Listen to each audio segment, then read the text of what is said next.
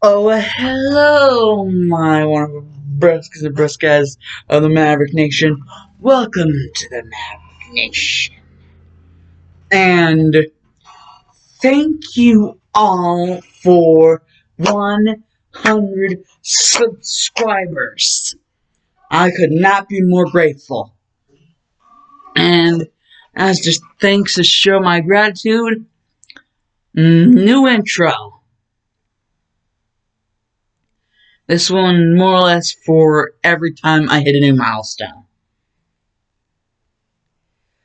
Let's go in this one with 100%. 100% being Breaking Benjamins.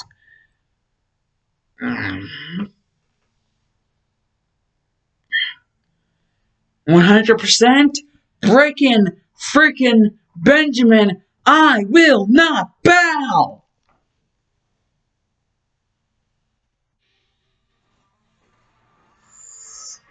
Hell yeah. 100 subscribers special. Woo! What if Izuku was Esdeath Part 1? Woo! Dreams to rise. It's from over. The day behind. There's one for cover. I wanna change the world. I just wanna leave it colder than the night. You'll know where on and on again. I'm not giving in. I will not bow. I will not break. I will not just turn away. I will not fall. I will not faint. Thank you, live away.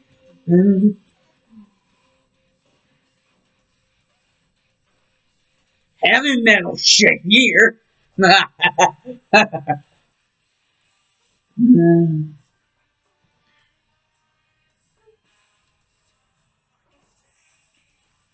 Oh, you know the Dark Shadow Maverick is taking over. 100 subscribers, buddies.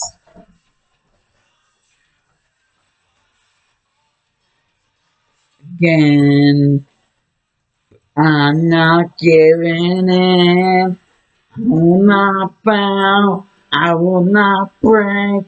I will shut the world away. I will not fall. I will not fade. You will take your breath away.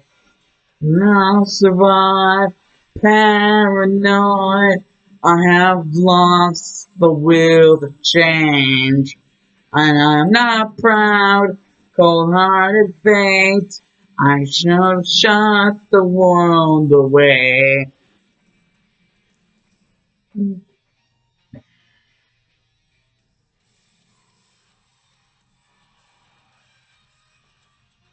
Oh, damn it with the intensity freaking coming from Breaking Benjamin. Whoa! Stamps. I will not bow. I will not break. I will shut the world away. I will not fall. I will not fade. I will take your breath away. And I'll survive. Paranoid. I have lost the will to change. And I'm not proud. Cold-hearted fate. I will shut the world away.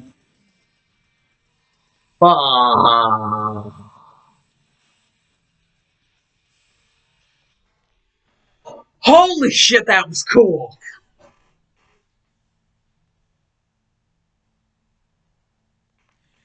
Now, for those of you that are still here, short intermission, please. Oh, well. How am I doing freaking there? Hello, I'm wonderful bros and bros guys. Some freaking Maverick Nation, freaking 100 subscribers special. Oh my god, thank you guys so much. I cannot believe this shit. Freaking Jack Skeleton up in his house. What is this? I'll tell you what this is. This is 100 subscribers, and this is the present I give to you. And if I said in a previous video that I pre-recorded this, well, I pre-recorded a previous version that I was going to give you to you guys, but I didn't think I was enthusiastic enough. No, I thought I was too normal. Well, normal for my taste. I needed to be a little bit more, explosive personality type me. There's like different types of me, and I wanted to be more of an explosive personality type me for this video because it's a very special video. This video is very special because it is the 100 subscriber freaking special of the freaking channel. I cannot believe I have actually gotten this far. Oh, 100 subs feels so good. Oh my god, Santa Christmas. Oh, yeah, we've only just chipped away at the surface. Now let's dig straight right in.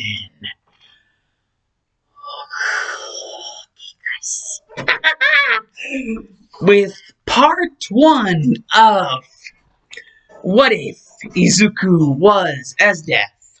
I believe at the end of part 0 was the last day of middle school, making this basically Sludge Villain and afterwards.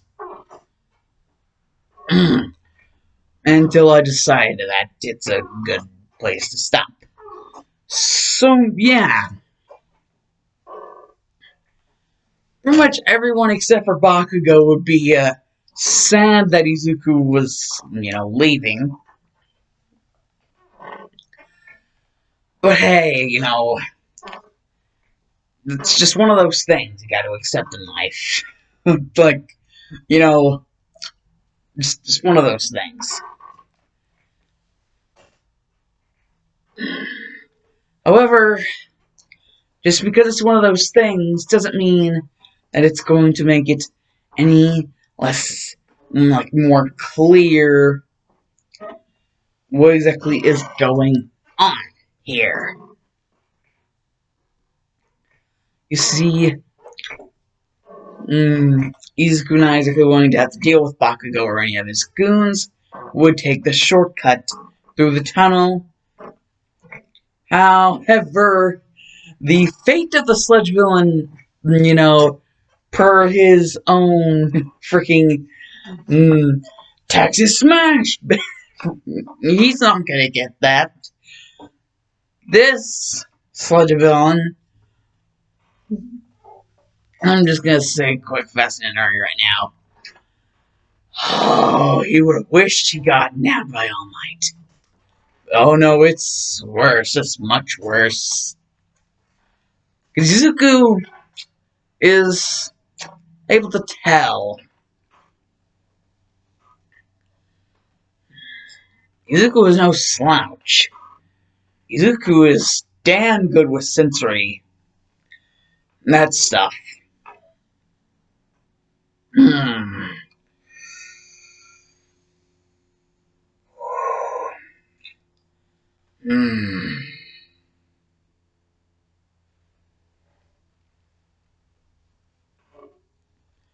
The Sludge Villain would think that it was attacking a teenage boy, when in fact, the teenage boy, just as soon as he saw the Sludge Villain would see something of an ice rapier being attached to the side of the boy, as he would then shing and then tilt the ice rapier,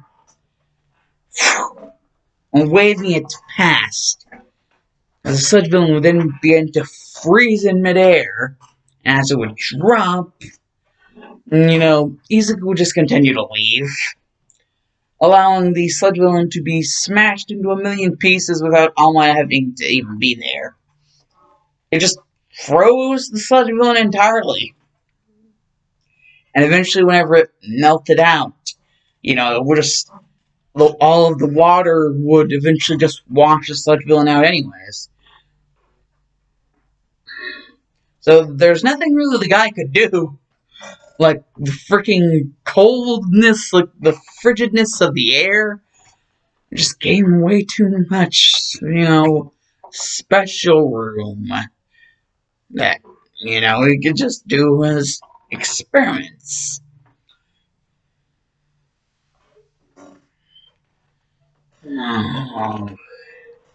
Basically, after Izuku was done with the whole tunnel thing, he would eventually get back home and, explain the entire situation why he's a little bit late. Even though he was supposed to be taking the shortcut. Because that's what he wanted to do. Though he's still a little bit late. He would explain it as some villain tried to attack him, and he dealt with them quick, fast, and in a hurry. Just the good old ice rapier magic.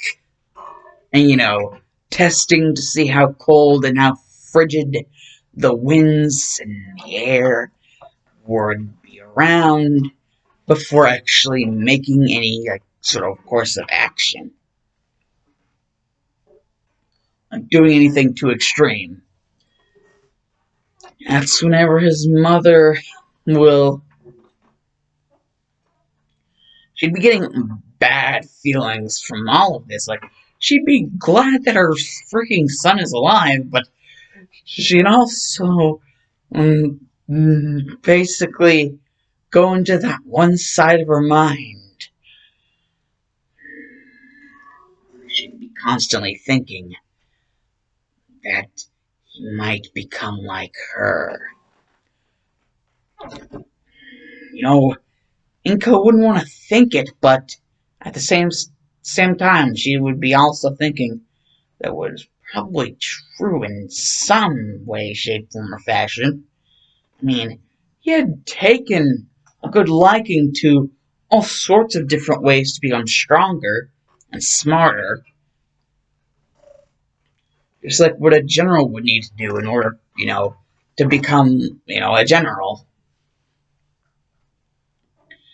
And we'll also kind of have a little bit of a vision of sort of a spin on that phrase that Esdeath knew from her father. The strong live, the weak pretty much die.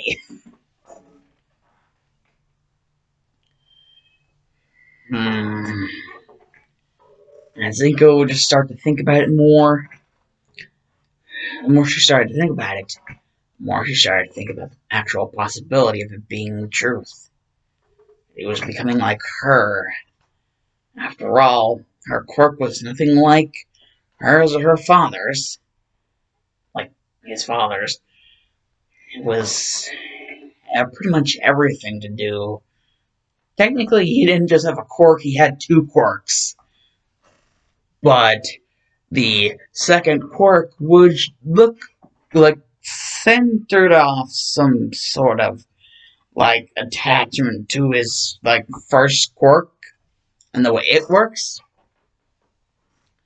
So yeah, it's pretty oopsie poopsie for anybody who doesn't want to die. Yet, Izuku considers his mom strong. However, for Bakugo's case, it would be heard on the news, some child being held hostage by this sludge villain. Izuku would be like, oh, I got Bakugo, what the hell? And right before Inko could really do anything, all of a sudden, her son would have just vanished from the face of the freaking earth.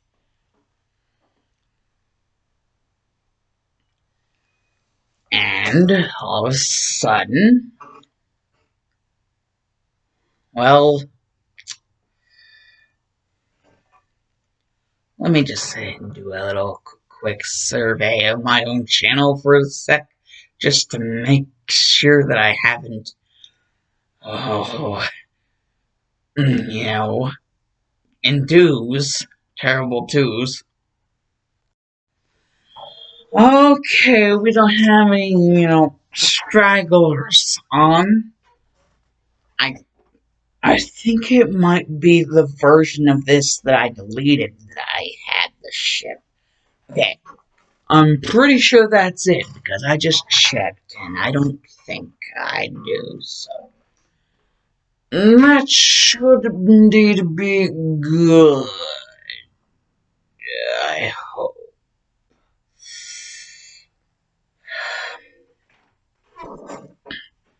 Anyways, basically, Enko would go for Izuku, but Izuku would be in his room, and by the time she would actually get in there, would have disappeared, like some sort of ice teleportation. Basically, what she would have thought was Izuku would have actually been an ice clone that Izuku would have made where it looked like him from afar, but up close, the person would then realize that it was a fake. And whenever dispersing the energy, all the energy would just come back to Izuku. So Izuku would just be fine. He would be fine. Not really in the mental state, though, because, well, he is the freaking, like, with Esdeath and the freaking ice powers and the freaking bloodshed. Oh, God. And, well, technically it is Bakugo that we're talking about here. So, basically, Izuku sees this as now he has to save Bakugo. First he had to save himself. Not really, but kind of made it look like that. Something for the cameras. Just little glitz and glamour for the cameras. Strike a pose. Strike a pose. And now, he's gonna have to save Bakugo. Oh, well, isn't this just perfect? And that's whenever, basically, Izuku would be like,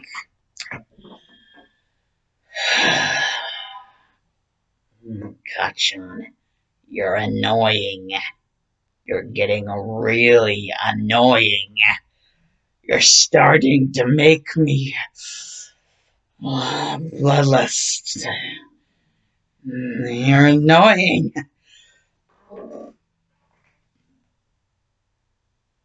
And basically, Izuku would be flipping the frick out of just how pissed he was.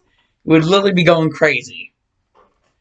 And the Sledge villain, seeing this, he'd be like, you can't attack me, I'm a hostage. And then Izuku would just basically stand there and say, whoever said I cared about anything about your hostage. And then would just speed blitz the Sledge villain, and then just, get the ice rapier out of the thing, and then it'd be like, shing, and then all of a sudden, some, sculpture things of ice would just appear out of nowhere and form into these ice cavalrymen. And basically what would be said was, the second contingency plan. Shing, shing, shing, shing, shing. The ice cavalry. And the muffin,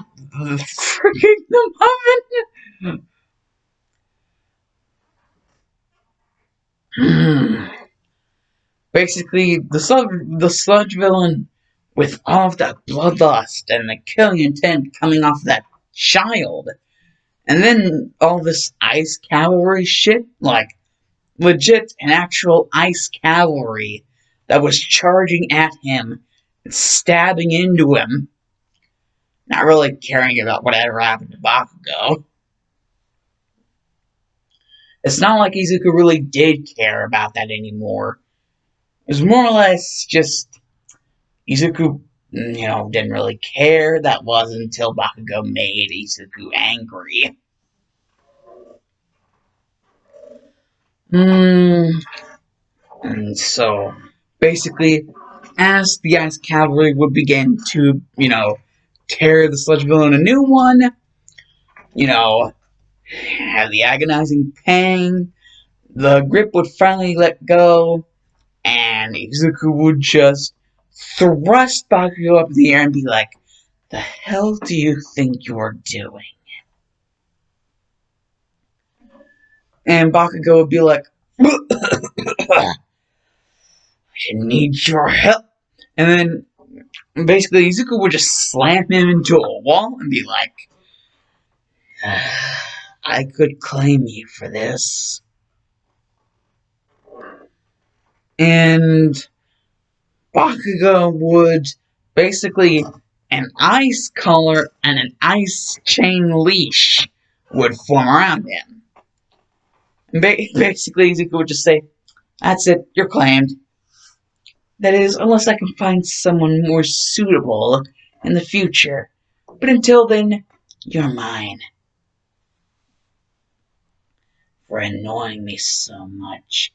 Maybe I could make you obedient. You angry Pomeranian chihuahua of a prepubescent prick." And, Bakugo would be like, "Damn, those insults stab hard. Like, prepubescent prick."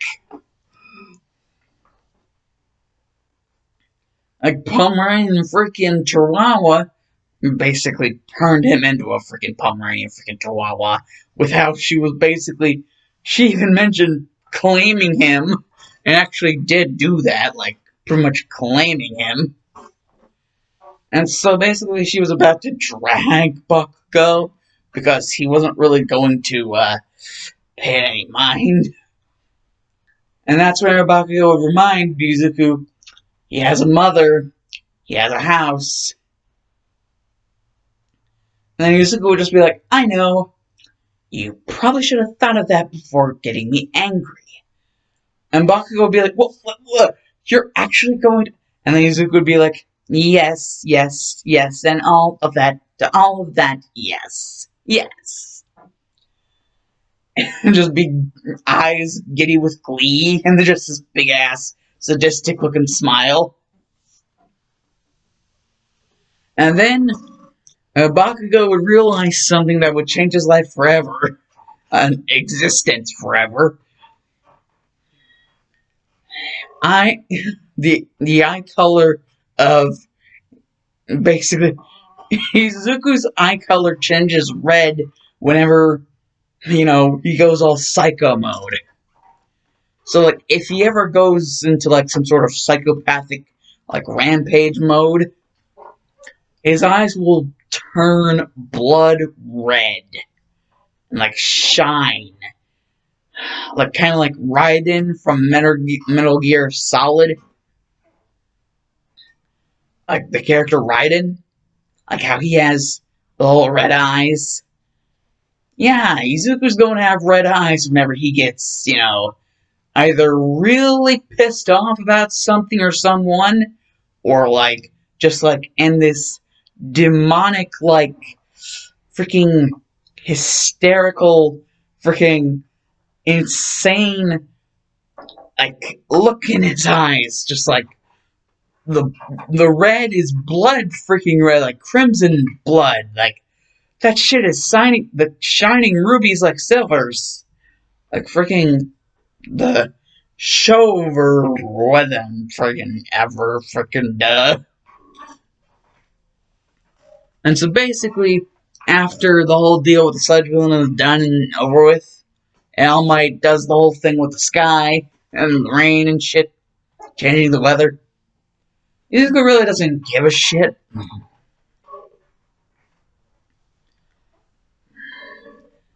And Bakugo has just been claimed. That is until Inko and Mitsuki actually do have a talk, and, well, Izuku is like, yes, mother, I will unclaim the Inker Palmerian Chihuahua. Loser prick. Inko would be like, what? And, like, Izuku would be like, I will unclaim Katsuki Bakugo. It's just Inko keeps Izuku Midoriya grounded in reality. Inko keeps him in check. She is the mental freaking anchor for Izuku in this. Without her, Izuku would then eventually lose his mind to all of his power that he has. This unrelenting, if I am to make a Skyrim reference, Elder Scrolls and that shit, this unrelenting force that he has at his hands, at his disposal. And, well, after all that, 10 months of training, basically, Izuku getting better at what Izuku, gets better at. Basically, doing everything that he can do to make himself better, improve. With every aspect there is to improve on of himself. Even, like, his confidence gets a slight boost. Being like, yes, I can do this. Like freaking, like, taking classes with freaking Piccolo. If you guys know what I'm talking about, freaking Gigi no Ri. Damn. Just damn. Anyways, well, all the 10 months of training would lead up to the UA Inches exam, and Izuku would not fall. However, he would turn what was going to make him trip into ice so cold that would actually cause a fracture that would make it break into tiny itty-bitty pieces. And then Ochako would be like, well, I was going to, but wait, did you just do that to show off? And then Izuku was like, trust me, if I was trying to show off, all of you would be buried in a giant tundra right now. Literally, my aunt, whenever she was alive, she basically covered an entire continent in snow and ice.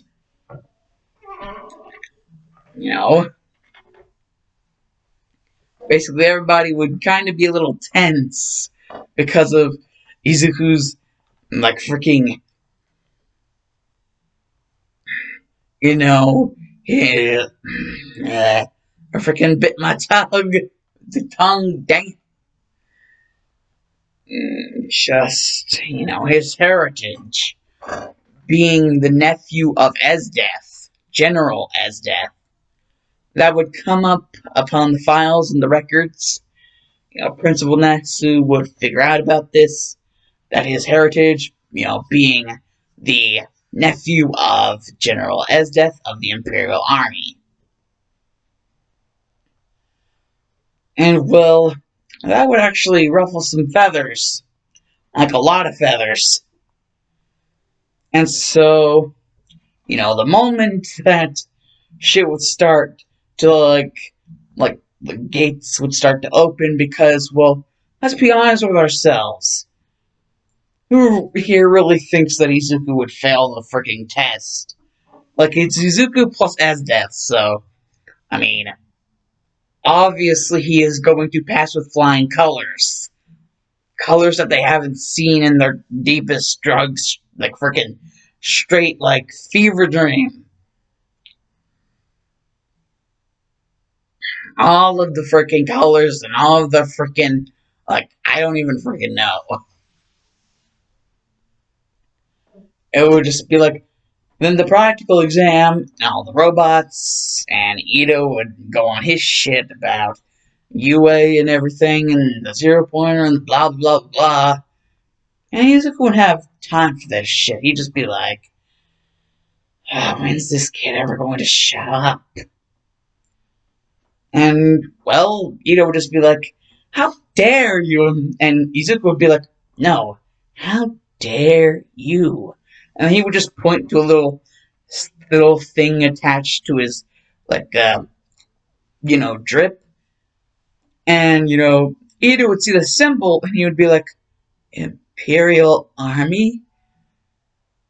Your... And Izuku would be like, yes, her nephew, that she never got to see. Now isn't that just a sad story? Thankfully, won't be any. Uh, I was trying to think of a smart remark, but your idiocy interrupted it. Whatever.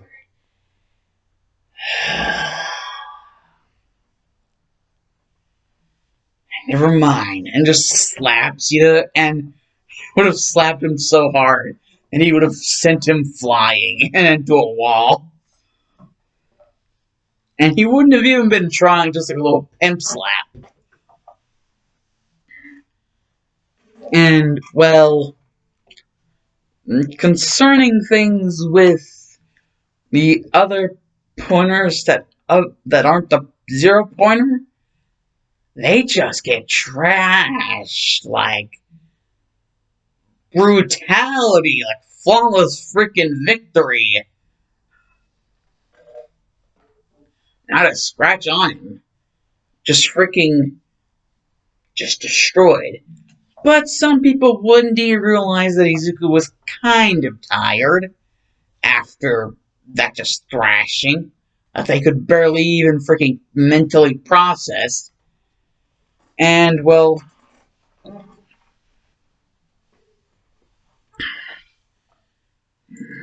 for those of you that don't know, that would all be because of the Mahoptima. It uses up like a good portion of energy every time it's used. It uses up a good portion of energy. Well, pretty much, it was made for state upon freaking Izuku, freaking Doria.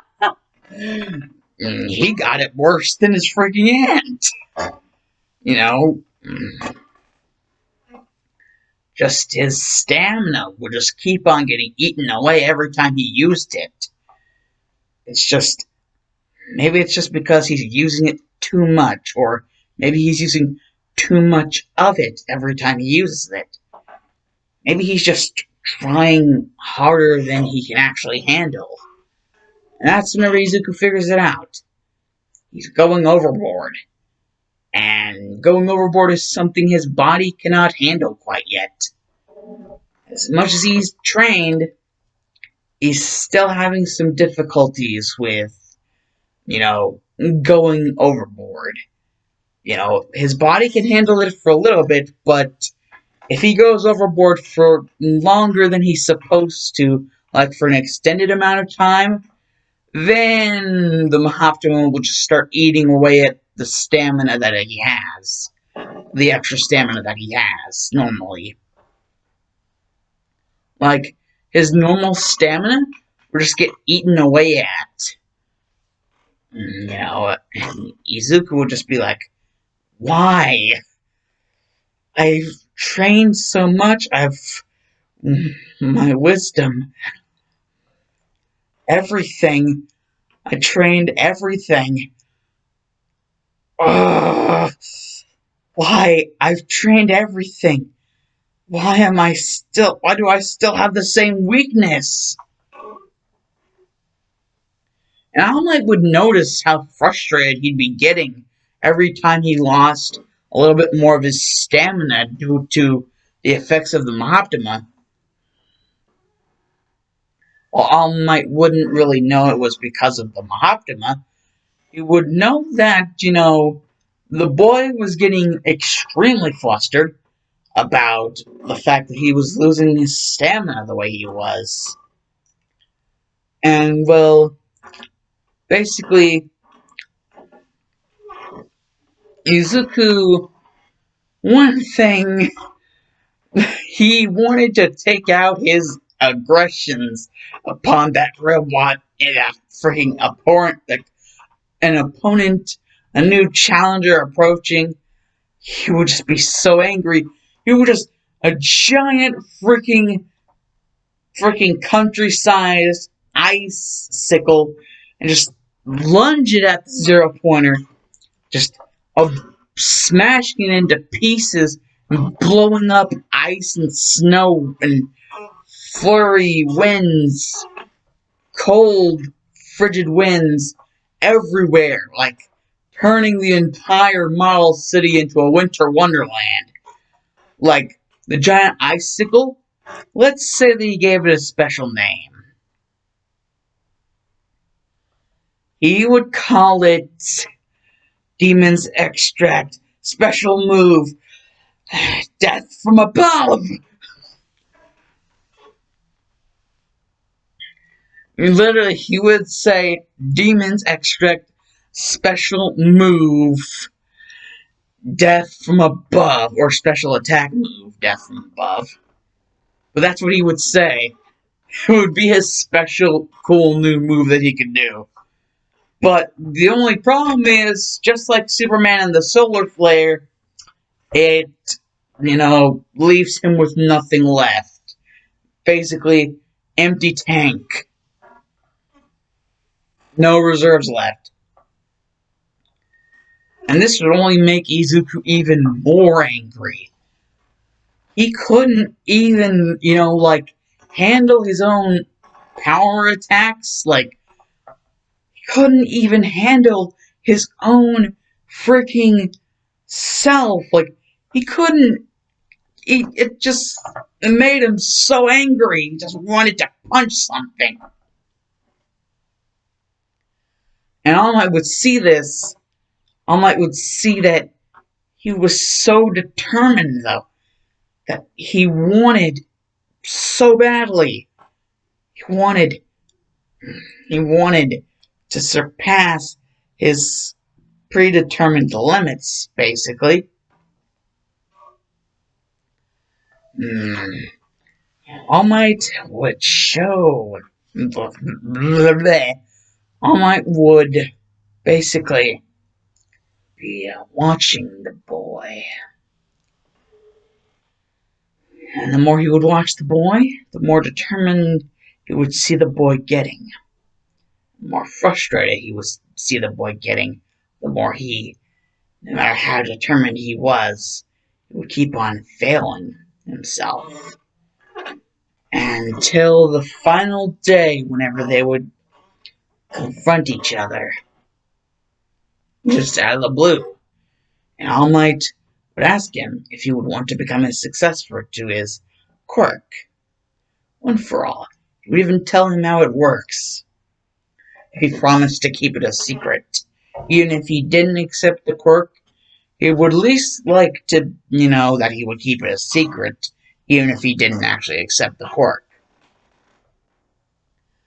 A secret in between the two of them.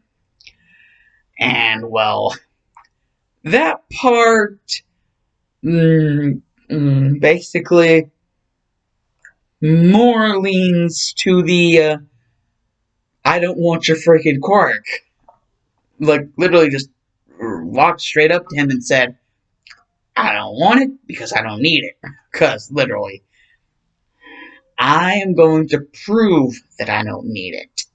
It's just an enhancement quirk with a little bit of an extra buff to it that makes it more powerful than it should be. That's all your quirk is, All Might. And that it's, passable to the next generation.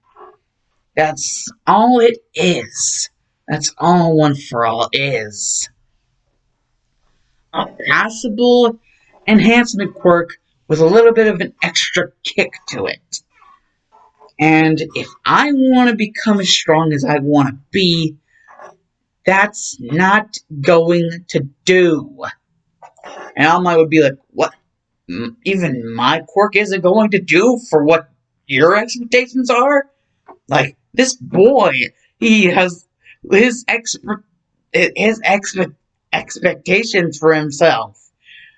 He wants to climb the ladder and then make an even taller one to climb it, and then on and on until he can't climb anymore, and then still continue to climb. Even though he doesn't have enough strength to climb, he would still want to climb even more. This kid is some sort of machine. He has to be, with this much determination, this much drive to keep on going. Even whenever basically every which way you can, count it, your lucky stars, only the end is in sight for him with his freaking, his almighty drive. The almighty drive that he seems to have.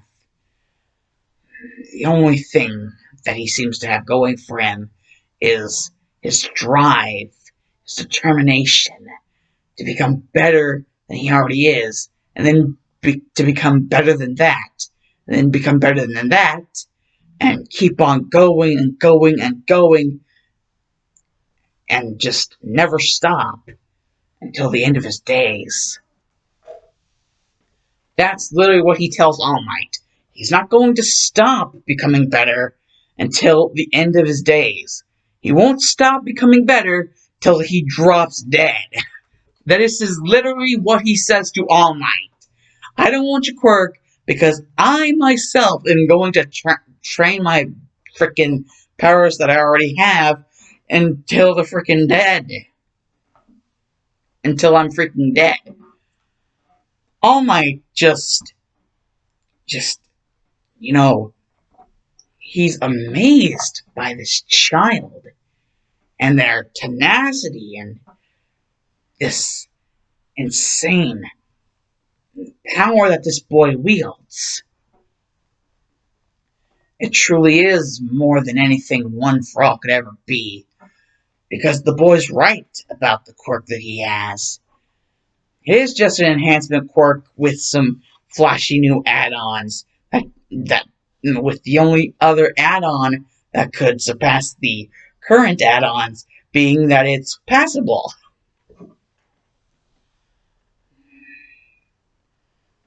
Basically, an enhancement quirk that has two extra add-ons. One of them being that it's a little bit more flashier than most enhancement quirks, and the other one being that it's passable onto the next generation. But not really forcibly passable. Can't really force someone to have it. They have to have it of their own will. And so, really, technically, All Might is just stuck with the thought of the kid's right. His power is better than mine. Mine's just an enhancement quirk with two add-on abilities. One of them being a flashy exterior, the other one being that it can be passed on. But with the restriction of the actual,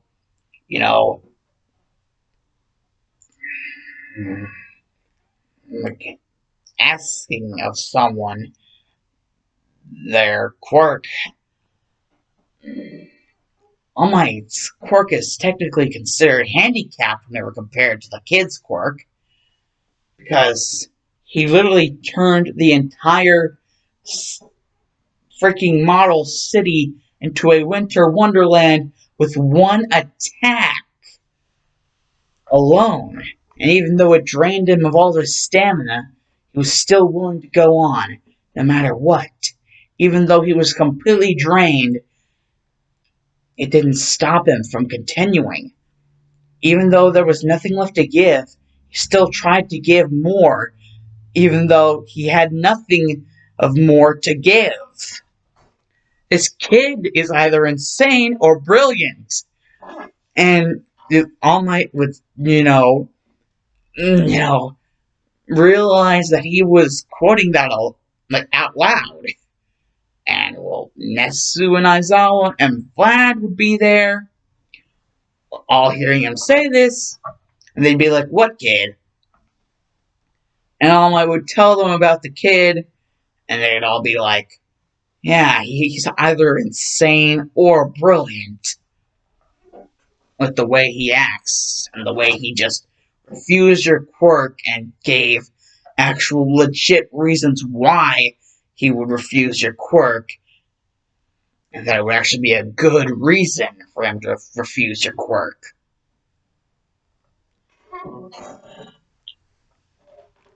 Just a extra flashy enhancement quirk that can be passed on.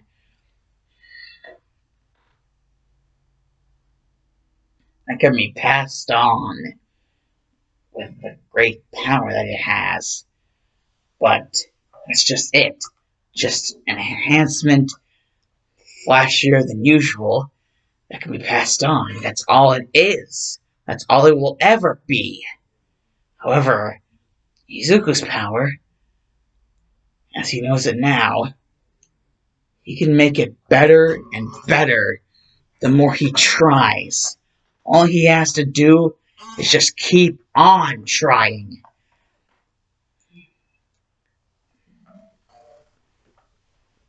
At times he would actually wonder, what was the thing that gave him drive? I mean, if not All Might, especially not All Might, or Bakugo, or anyone really, then who or what was the one who gave him the drive? It surely wasn't his mother. I mean, at times she even wondered if he actually should have this quirk, or if she would just want to give her quirk away so that he wouldn't have to be stuck in the same role as her sister. That being Izuku's aunt, General Esdeath of the Imperial Army. No. Izuku slowly but surely began to realize that the one who gave him this role, the drive that he's had for so long, the drive that no matter what roadblock, that whatever roadblock that would, all these roadblocks, they're nothing to me. All I have to do was become stronger. That's what the woman would have told him. He would remember the description from what his mother had said. This woman was General Esdeath. And from time to time within his mind, he would keep on seeing her, keep on hearing her, cheering him on as he would surpass each roadblock, get stronger, smarter, more skilled, more everything that he needed to be in order to become a better hero. Even without All Might's flashy quirk, he would become a better hero. He would. These powerful individuals, it would be nothing compared to him. But it's not just all about power. The reason why is because he wants to become a great hero. The greatest hero that there could ever be. He wants to become the exact opposite of what Esdeath's mother had always, Esdeath's father has always told her, that the strong live and the weak die. He would want to protect the weak because he was strong. Because of the fact that he was strong, he'd be able to protect the weak. That's his goal. And After a while, Esdeath just had to accept the fact that he was just so much smarter, so much more skilled, such great potential. Would be sad if it would just be wasted. Isn't that right, sister? I'm assured myself that your little friend, Mitsuki, that she would agree as well. That it would be a shame for all that power inside of him. It may not be Hisashi's or your quirks. It may be my quirk, but that doesn't necessarily mean it has to be evil. If you just listen to the boy for once, Inko, that's what Inko, something that Inko would always be reminded by before she woke up from occasional nightmares. Esdeath telling her to just listen to the boy, listen to her son, about what he actually wants for himself, what he actually wants for them. Then maybe things could be better off. Maybe she wouldn't constantly have to be afraid of her own son if she just listened to him. Damn it! Like, just if my own mother just freaking listened to me for once in my damn life. And Inko would begin to realize all this. She would feel so bad. Finally, she would just look for where Izuku was and find him training his hardest out in the middle of the woods, punching and kicking at the trees with giant crocodile-sized tears running down his face.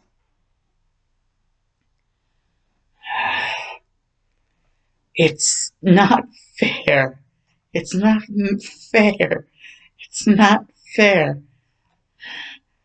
Don't let them see your pain. Don't ever let them see your pain, or they will eat you alive. They'll kill you. It's not fair, though. That's whenever Inko would finally understand.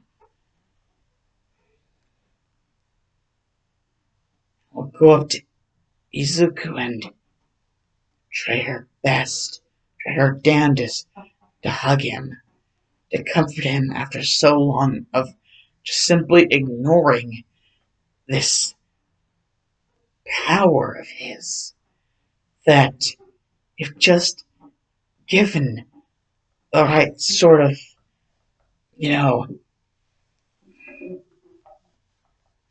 if just actually having someone to bounce something off of, instead of just being left alone, left feeling as if no one cared. They would say that they cared, but what did their word mean whenever compared to what they actually were like to him? Izuku would see this as a downward spiral in his path to power. And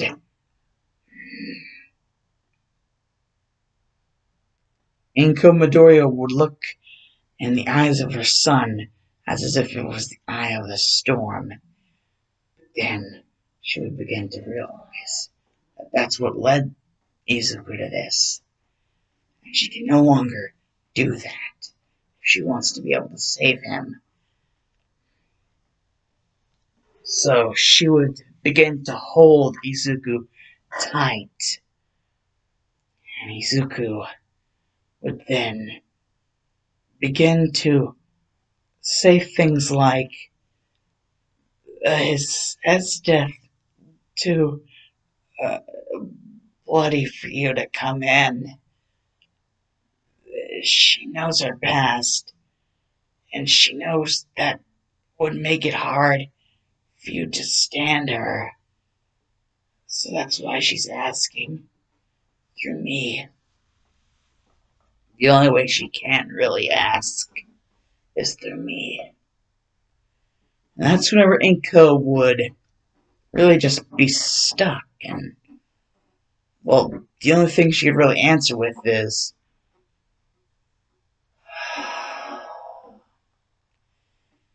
Esdeath wishes to settle things with us, everyone. If she wishes to settle things, I will not fault her for it. And that's whenever Izuku would say,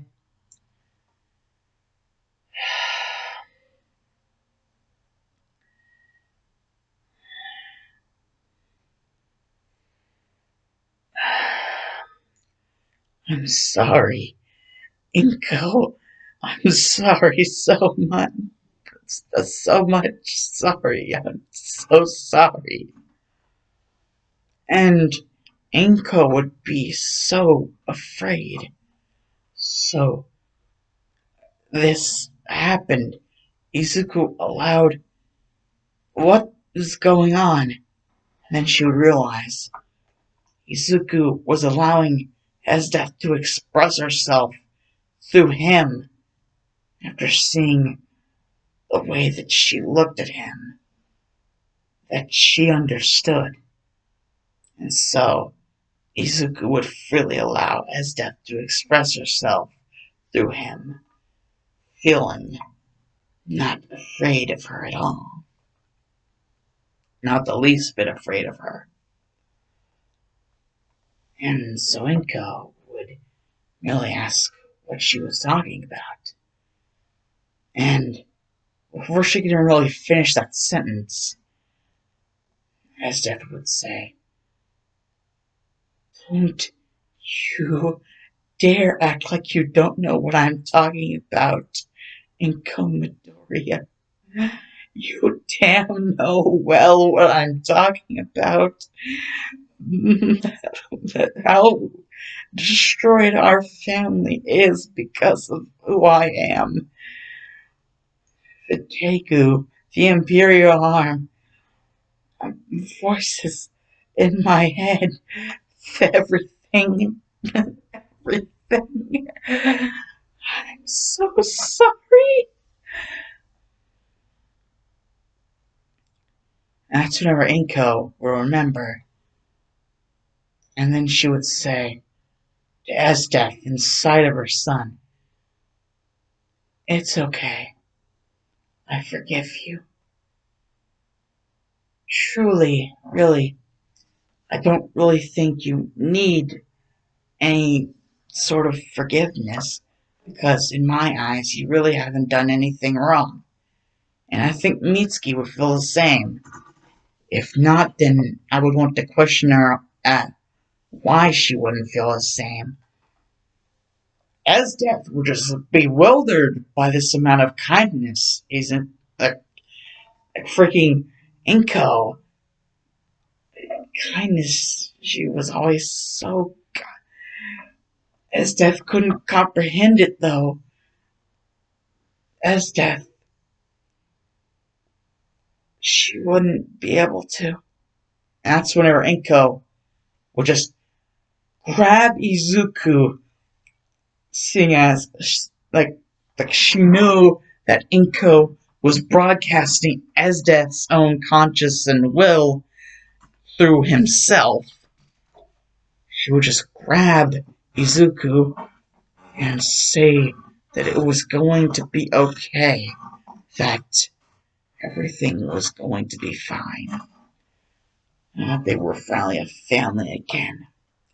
If Masashi couldn't be there because of his job that made it so that he would have to work overseas,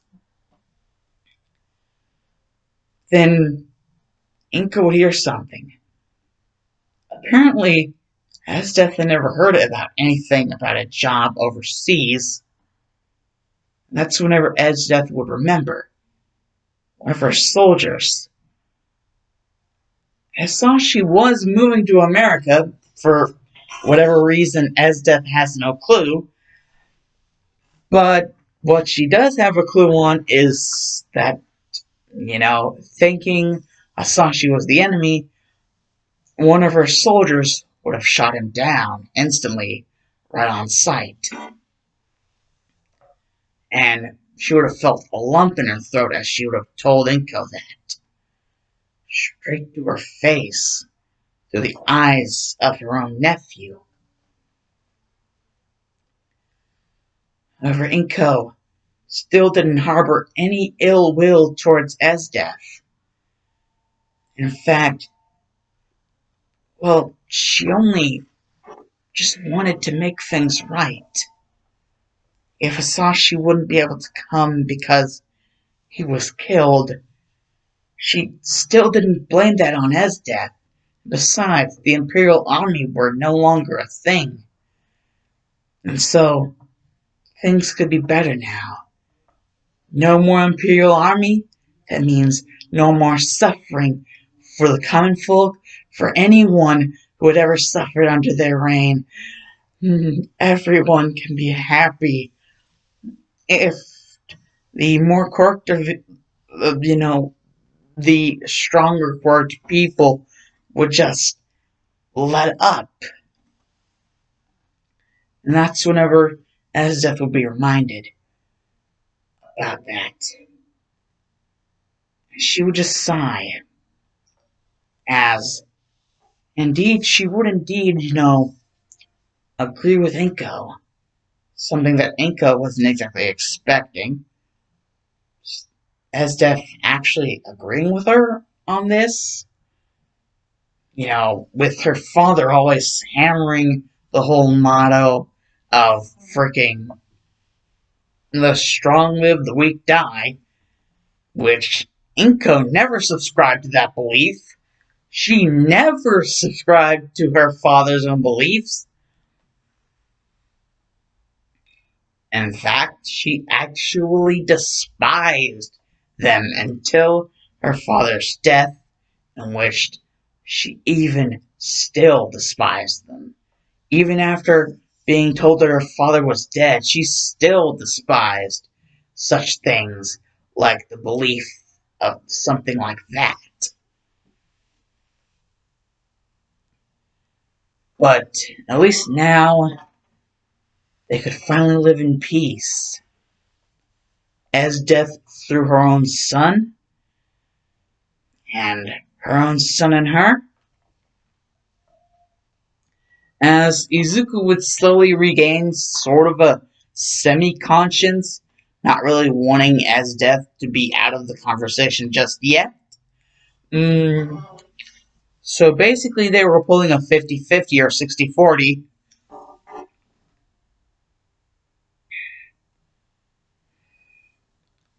They would be, everything would just be Izuku explaining that he'd actually found a way. He thinks he might have found a way to fix the problem. Special armor. Not just any armor. Special hero gear type armor. He could wear at any time. Suit up, with at any time. Just by the press of a button, just opening a little latch that's on his wrist, and see that button?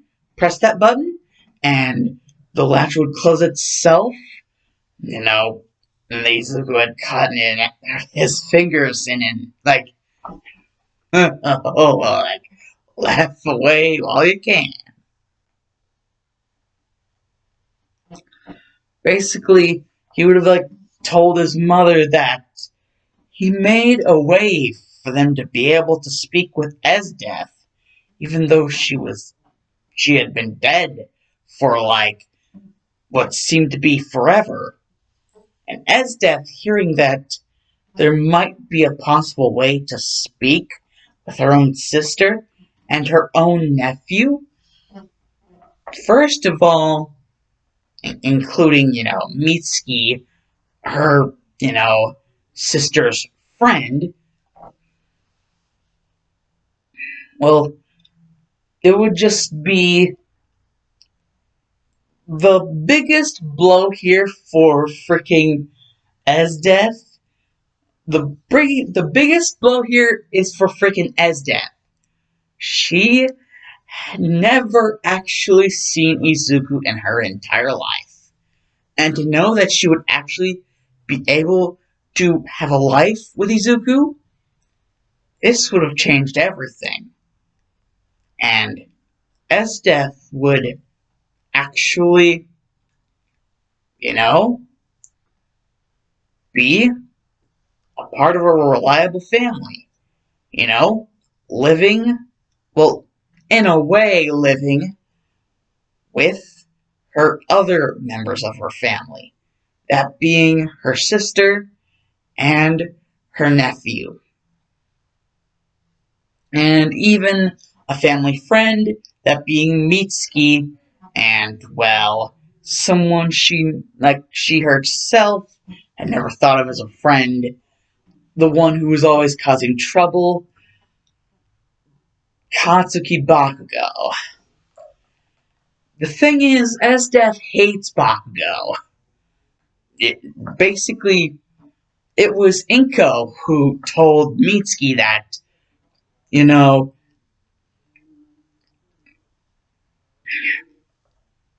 to tell it to you straight, Mitsuki, my sister hates your son with a burning passion. Like an undying, burning passion. Ironic considering that she's in a way dead, but in a way alive because of the way the hero gear kind of works. So basically, Izuku and Inko, they would be able to interact with, basically, as long as the, hero gear is, not damaged to the point in which, the emitter that is on the hero suit, yes, the hero suit basically has an emitter on it that allows it to broadcast, Esdeath's subconscious and conscious at the same time. Basically allowing them to interact with her as she would interact with them due to the emitter. So as long as it isn't damaged to the point where the emitter can no longer work, Esdeath will still be able to contact them and will just free roam as long as it was in the range of the emitter. And, well, Izuku can take the emitter wherever he wants to take it. It doesn't have to be stuck to the hero costume. That's going to be something about the emitter costume that Inko actually doesn't like, because every time that Izuku would seek up, every time that Izuku suits up, he was going to have the emitter on. And that would mean that, seeing as how far away the school actually is, school that he's going to go to, that would mean that it would actually be kind of hard to see her sister again. But she just accepts the fact that that's kind of what Izuku wants. Besides, she's seen her sister several times, while Izuku hadn't seen his freaking aunt, unless it was some sort of nightmare chasm. Freaking just let Izuku have his time. Izuku and freaking Esdeath, get along great. Izuku being the nephew, Esdeath being the aunt. And seeing as everywhere Izuku's hero suit goes, he pretty much, unless he, wants to have the emitter to himself, pretty much wherever the hero suit goes, the emitter will be. That's basically what I'm gonna say about the whole Esdeath deal. Like, what exactly is going to be happening with them. That's exactly how I'm going to rule in or rule out certain things about Esdeath being there. It all has to do with the emitter that will most of the time be attached to Izuku's hero wear, or if he wants, like he can attach the emitter to his watch. So they could have like conversations, like family stuff. And basically it wasn't that hard for Izuku to create the emitter and make it acclimatable to any surface that he wanted it to stick to. You know, in most cases. And Esdeath, just knowing that Izuku had made something that would allow them to be able to communicate with each other, Esdeath would have loved the idea of this emitter. And, would have hated the idea of it ever being damaged because she wanted to be able to see her family. She wanted to not only have some recollecting time with not only her freaking sister, but her sister's friend. However, his brother isn't so like she wanted to, you know, see like her sister and her sister's friend, not her sister's friend's son. Because her sister's friend's son is an asshole to her freaking nephew. And she also wanted to see her nephew because she had never gotten to actually see her nephew whenever she was alive. And the same thing with Izuku being the nephew. In this case, in all the cases. So, yeah, it's just a good thing for everybody involved who isn't Bakugo. So, as long as the emitter isn't damaged or the signal isn't too far for, Esdeath to be present, as long as the signal isn't far, Esdeath can be present. But if you damage the thing enough, it will just short out and it will be GG no Re. That's the basic gist with the emitter. Now, I don't remember exactly where I was in the story. I think something to do with, basically Izuku saying that everything's going to be better now because he had found a way to fix everything. All of the family, issues and tissues and all that shit. Yeah, now it's fixed, pretty much. In Izuku's mind, it's fixed, but it's pretty one track. Freaking Izuku's mind in this, it's pretty one track. Or two tracks, as seen, with the emitter and, his wanting to become stronger. So, basically, two-track mind. But, hey, those two tracks have actually gotten him pretty far. Him becoming a lot stronger, a lot smarter, a lot more skilled. Helped him, develop, the stuff that he would need to make for the emitter. And he would actually give the emitter the name the Esdeath emitter because it always shows Esdeath. And, so, it doesn't just show her, it basically you can talk with her, everything, for the most part. She can be seen, she can be heard, all the good shit.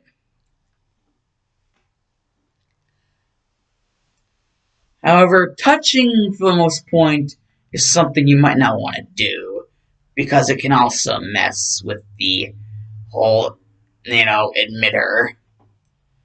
it can be fixed after touching, but it's going to take a while to fix, you know, whatever is messed with. So it's best not to try to touch. But she can indeed be seen and heard.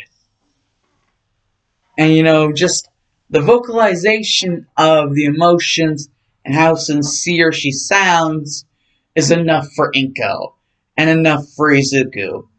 It's enough for them. The vocalization and just seeing her the way she is in the emitter, like the emitter has her the way she is currently, in the afterlife.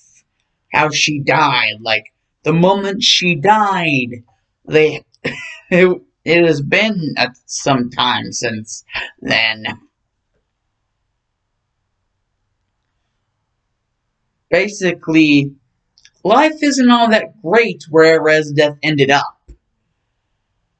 And so, yeah, Esdeath wouldn't really want to talk about that. It's a little bit of a sore subject. However, what isn't a sore subject would be Esdeath wanting to talk about, like, some stuff to do with her nephew. Because, if you did smash that test, then, like, how much did you smash it? Like, how far are you getting in? Like, what kind of, like, score? Like, you getting into some sort of special class, or are you getting into the high class? And Izuku would be looking back at his scores and even remembering what he did, and whenever he remembers what he did, that's whenever his eyes would light up like Inko had never seen him, like Inko had never seen his eyes light up before, and he would just freaking, he would just, like Izuku would be just like, oh damn it, I just want to hug you so much right now. And basically, what I have to tell you, a giant icicle, and the zero-pointer giant robot bigger than all the other giant robots that were sent after us that we had to destroy in order to gain points. This one was like a secret robot that gave you rescue points if you destroyed it. And, you basically just dealt with the whole rescue job because Izuku did indeed realize Ochaka was there and, really didn't care all that much, but he still did what he had to do, including the icicle.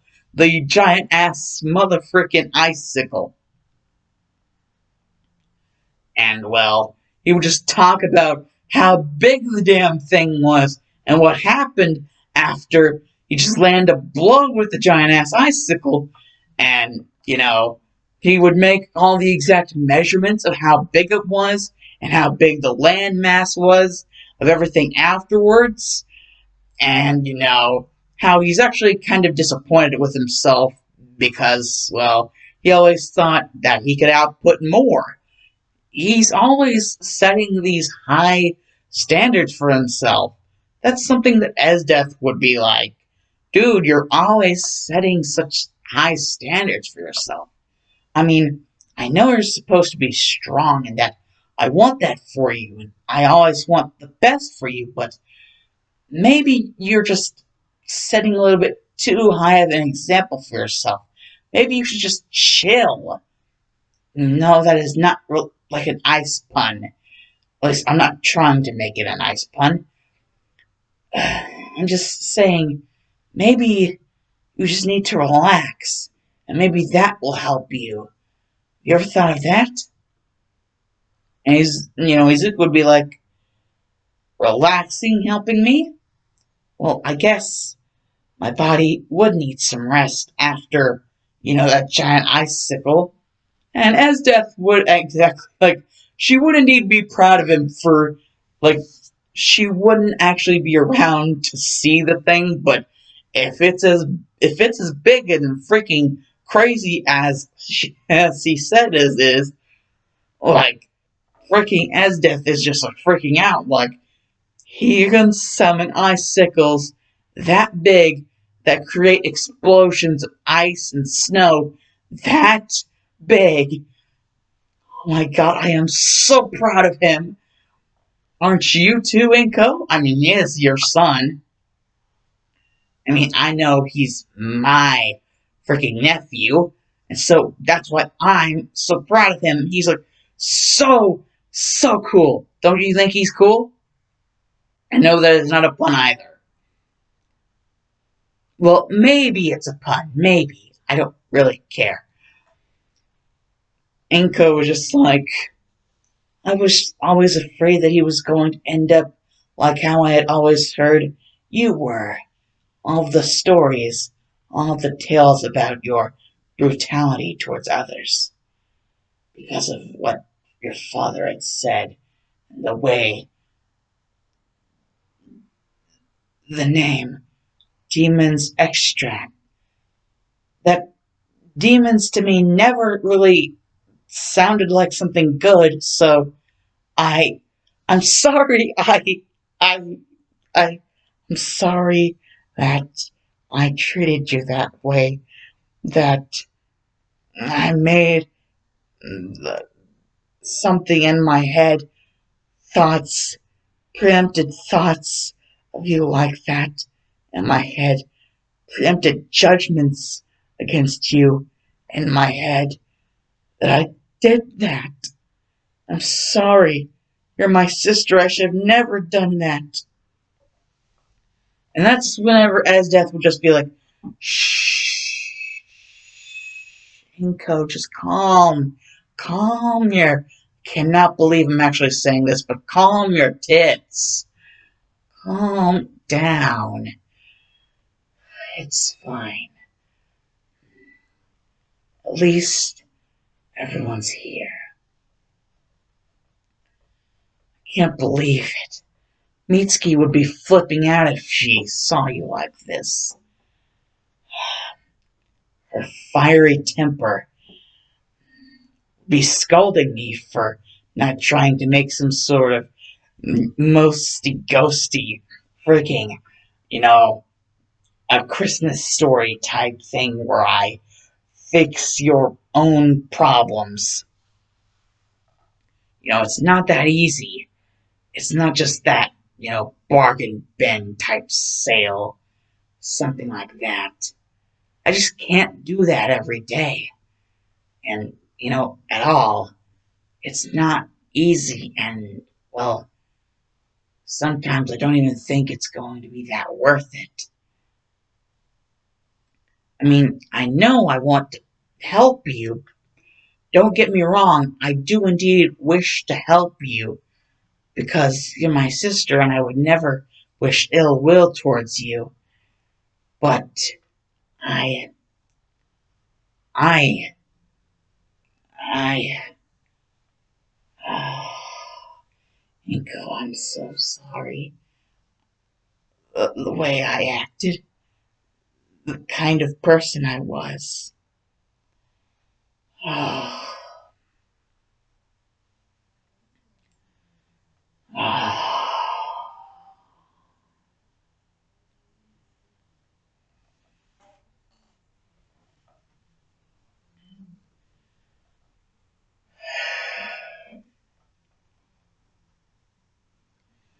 And from pretty much then on, well, Izuku would be woken up very early in the morning.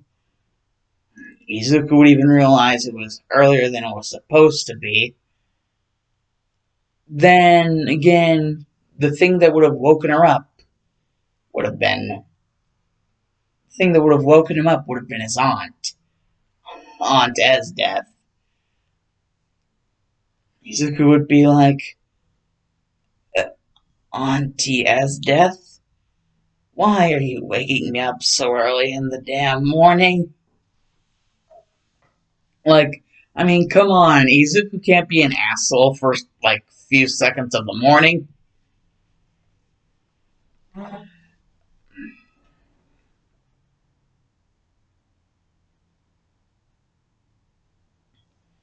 And, well, Esdeath just tells him, we're going to be doing a little bit of training before any of that. Some special training that she thinks Izuku might like the results of. Izuku was never really given the right style of training. His power is more similar to that of the Tegu / Imperial Arms. It's quirk, yes, but well, it's a quirk in name, yes, but in style, it's more of an Imperial Arm. So, you know, Inko just decided that, to just let Esdeath let her rip. Like, just like we're with Raiden over in freaking Metal Gear Solid. Freaking Raiden, Jack the Ripper, let her rip. Just Inko decided, Esdeath, as long as you don't, like, freaking majorly injure him, you can do whatever. And so Esdeath would just decide to let her rip one day. Just get all of the frustrations of never being able to see, how much of a cutie pie, Izuku would have been. All this time away, all this time wanting to see her own nephew. She was going to make up for all those times. She was going to make up for all of those times with, well, being, even if I'm just a hologram, I'm gonna be the best damn hologram anti-Esdeath I could ever be. And Izuku and Inko hearing this, they would just, it would just be great. And, well, Izuku would get more training as Inko would be able to see them, oversee the training session.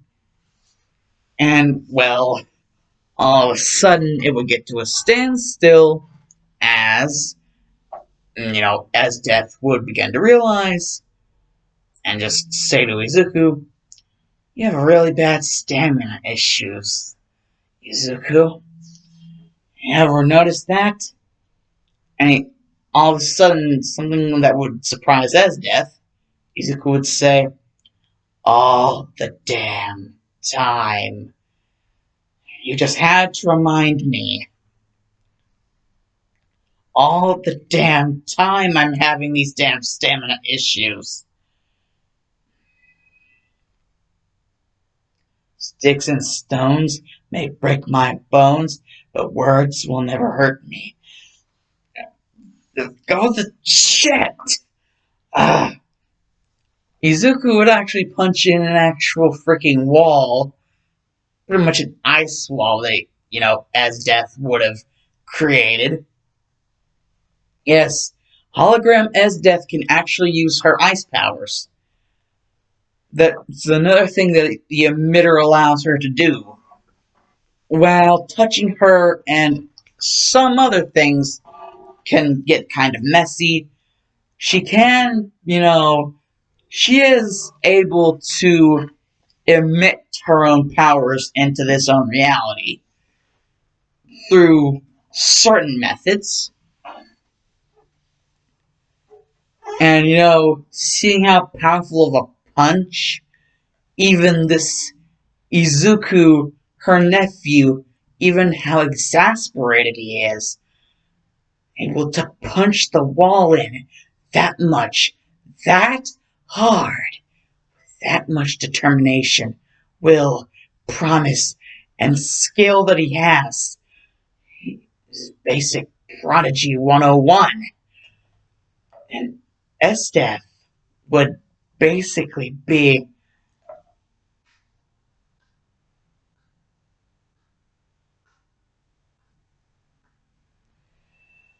Well done, my nephew. Well done indeed. And Izuku wouldn't really understand why he'd be complimented for punching in an ice wall that she created. And well, basically having a temper tantrum over his own failure to actually, have her amounts of stamina. But then Esdeath would actually let Izuku in on something. She still has her own stamina problems, she's just really good at hiding it. Well, she does indeed have a lot more reserves. She still does have her own stamina problems whenever it comes to forming such a powerful ice cavalry army. You know, just expand across the entire Imperial capital. Basically, Izuku would have just been told that the army that she would have created would expand pretty much across the entire front of the capital. And Izuku just be like, shit. And Esdeath would be like, oh, definitely a touchy subject. And then Izuku would have just heard and he'd be like, what do you think? He would just ignite just so much power that it would have just this blast of power from Izuku. This blast of power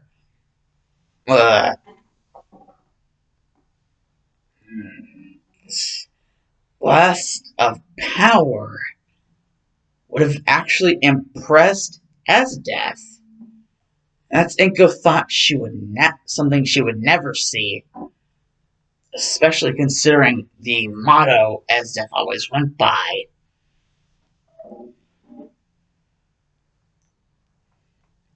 Esdeath was actually impressed by the display of power he had just shown there.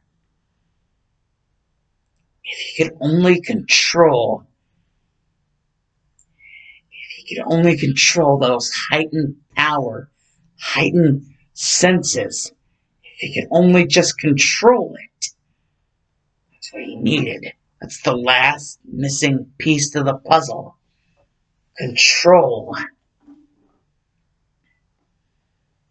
And so, as for the rest of the 10 months, actually, no, the 10 months was for the training. Basically, as for the rest of, their day before the first day of school eventually happened, as for the rest of that would be freaking more sleep. That is until Esdeath wakes him up again because, school. That's whenever Izuku would realize, oh yeah, that's right, the emitter. You're always kind of there. So, yeah. Izuku wouldn't really care what people would think about Esdeath kind of being there. He would only really, turn off the emitter right as he was about to enter school. And no, he would not trip because Esdeath would indeed inform him.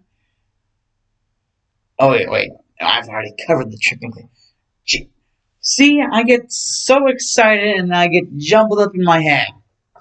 Damn it. Basically, the first day of school, Izuku would turn the emitter back on again so that Esdeath could see him perform at his maximum potential. Because he legit told the Esdeath projection, because, the emitter, he would have told his aunt he was going to try his very best, his #1 percentage, do the best he could ever do on everything to show him just how much he had improved since back then. And, well, it would indeed show that with all of this, training that would have been done before actually going to UA, all the training with Esdeath, well, not much training. It would have given an even bigger amount of drive to Izuku. His drive would be even bigger now because of what he saw and what he heard his auntie Esdeath could do. And so Izuku is just like, every time he'd be like, oh, I could have done better if I had just, this one skill. Oh, if I had just, just a little bit more in that one skill, I could do better. And, Izuku is always just trying to push himself harder. And so he's never really satisfied. And that's one thing that Esdeath would kind of feel a little bit sad about, is that he never really felt like that he could be happy, because he was always trying to push himself so much that this happiness, he could never really find happiness within himself. And so finally, the ball throw would commence. And, well, Aizawa was basically like, first throw it without your quirk. And, basically Izuku would get just a tiny bit over his cannon number. And, Bakugo would be like, that's nothing special. And remember, the, emitter Esdeath, this other Esdeath, the actual Esdeath, just the emitter Esdeath, would still be able to use her moves, so basically she would just shoot freaking ice shot into Bakugo's mouth to shut him up. Because, she would be nettled by Bakugo's, piss contest with everyone here. Especially after hearing what Aizawa had to say about the whole expelling thing, even though she damn knew well with the expression that Aizawa was giving off to the rest of the class that he wasn't going to expel anyone. So, technically, the dude was just lying to all of them. And, that kind of really pissed Esdeath off. Because this Esdeath is a lot more of a, different kind. She's a lot different than just the, kind of Esdeath that you would normally expect. This is a different kind of Esdeath. The one that, everything to do with her family, and everything to do with Inko, and Izuku being her family, and her feelings, how they would have changed. Everything would have changed. So, Bakugo and this teacher guy, Mr. Shota Aizawa, those would be the two people that she would be after the most. And since her thing isn't really a quirk, it's a Tegu, also known as an Imperial Arm, Aizawa can't cancel it out. And the emitter is something that's more artificial than anything quirk-based, so can't really cancel that out either. It would just be an awkward staring contest. And so, whenever Aizawa would just be like, now throw it with your quirk, Izuku would basically look to this man and be like, that's the thing. Well, Oh, you wanted me to do it so badly. You know, Izuku would look over at, his auntie Esdeath, and his auntie Esdeath would look at him over, giving him the look, the okay look, like giving him the okay. And Izuku knows that if he's ever given the okay, he knows what that means. Let her rip. And all of a sudden, just a big, sort of ice tunnel would just form around the throwing hand, and all of a sudden, just throw it across, and then just this gust would propel it. And Ochako's infinity? Well, whenever the sheer, force of the cold, air, you don't get it. Esdeath's powers, they're even bound to the air like cold air. So, Aizawa's machine that he's using for the throw, the ball test, what's infinity to actually being able to freeze the thing that's trying to calculate how far you threw? And Aizawa can't even, see the ball anymore, and, all of these different freaking, sounds that his phone is now making. He pretty much considers Izuku the winner of the freaking test. And pretty much the winner of everything. That basically considers, Izuku, the winner of pretty much everything to do with the course acceptance test. They would give each other a look again, Izuku and Esdeath, and they'd just be like, rock on! Fist bump! Well, they would fist bump each other, but they more or less do a fist bumping motion because of the whole thing with the emitter and touching. Not supposed to do that. Or as long as they keep that part in secret and any other part that would be detrimental to the survival of, the thing being emitted, as long as they keep that shit secret, no one can really, Izuku would never let anyone get their freaking hands on the freaking emitter. It's his emitter and his emitter alone. Because he only entrusts himself with the freaking, freaking existence in this, existence. The existence that she used to be a part of is a different existence from the existence she's a part of now. And so, Izuku's the only one he trusts with that kind of responsibility.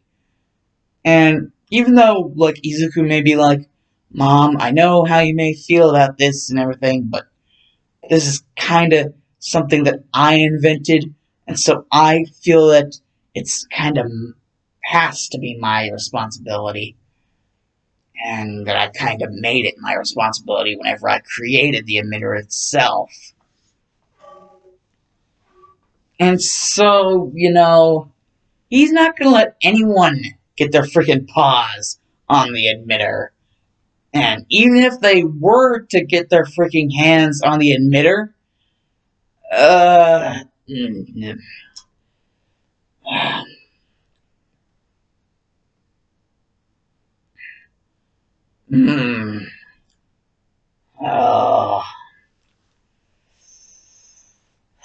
it's not exactly something that should be wanted to have, considering what would happen to that person. What Izuku would do to them if he ever saw anyone with the emitter that wasn't himself. Of course he wouldn't want to hurt a woman, but if it was just so happened to be a villainous lady, he would have to kind of smack a hoe. He would kind of have to do that. He would kind of have to go that far.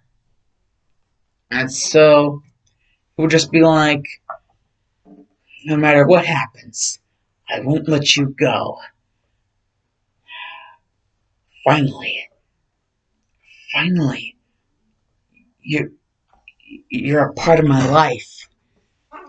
After never being able to see you, I'm never going to let go.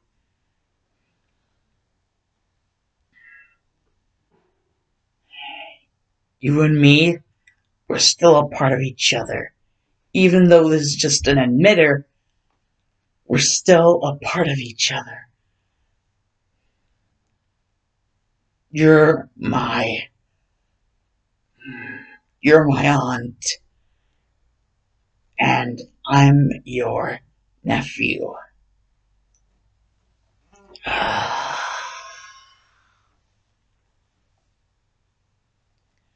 As Izuku, after returning home from school, would just basically, it wouldn't take long for him to pass out.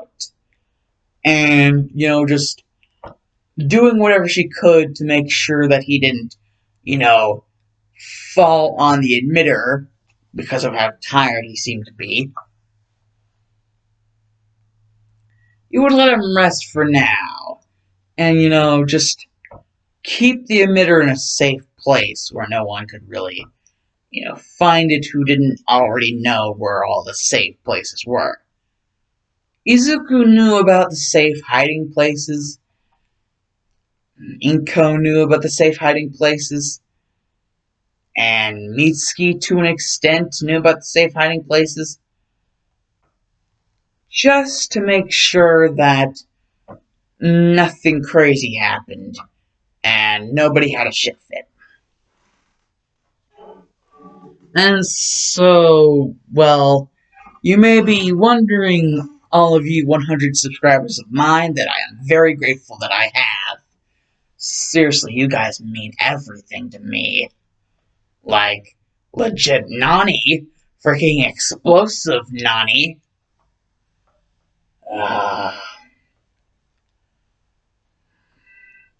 Basically, Izuku would soon wake up to the sound of his phone.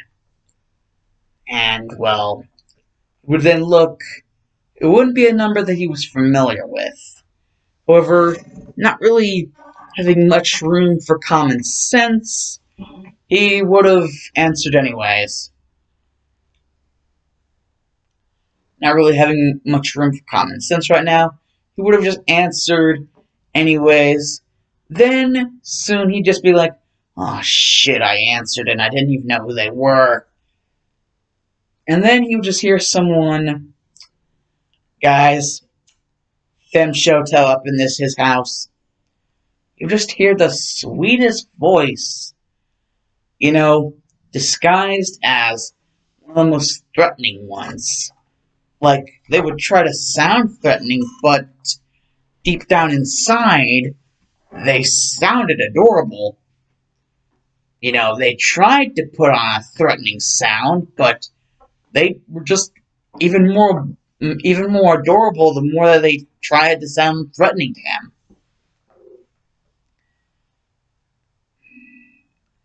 And Izuku just wanted, this person to get to the point. Just blabbering on about each and everything. And Shoto would eventually get to how, noticed about the whole emitter thing and everything else, and, was curious. And Izuku would soon begin to realize what kind of curious they meant. And, well, them being a girl, naturally Izuku's gonna be kind of flabbergasted. Izuku being Izuku.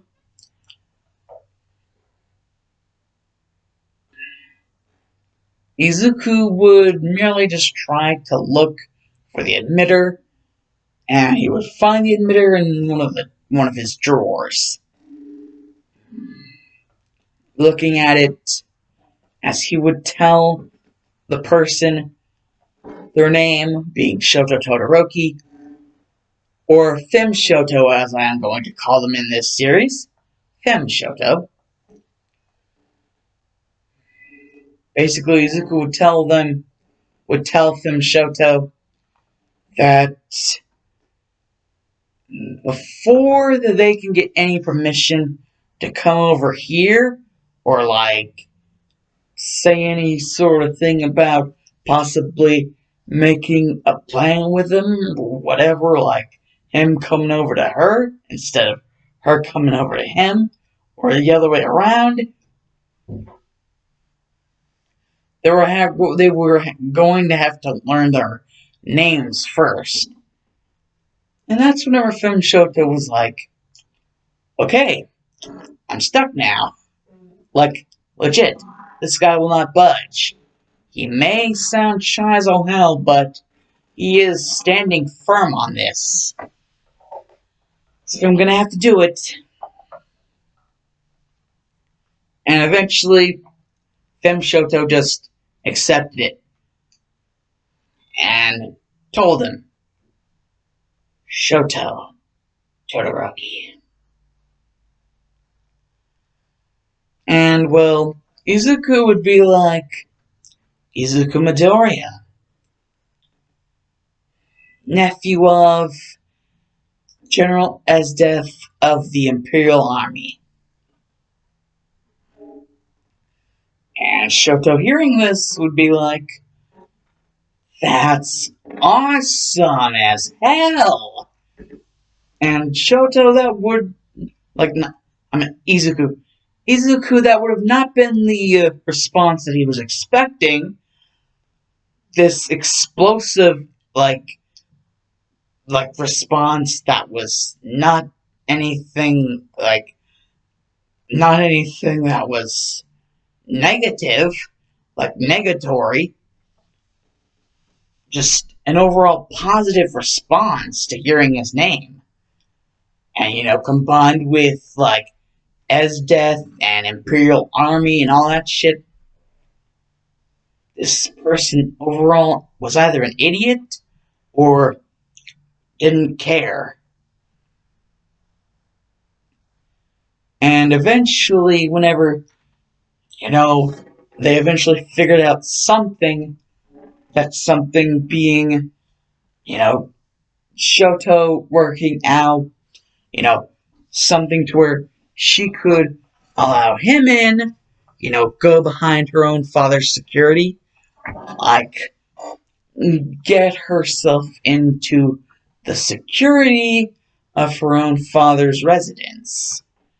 She knew things. She knew how her father's security system worked, of the Todoroki residence.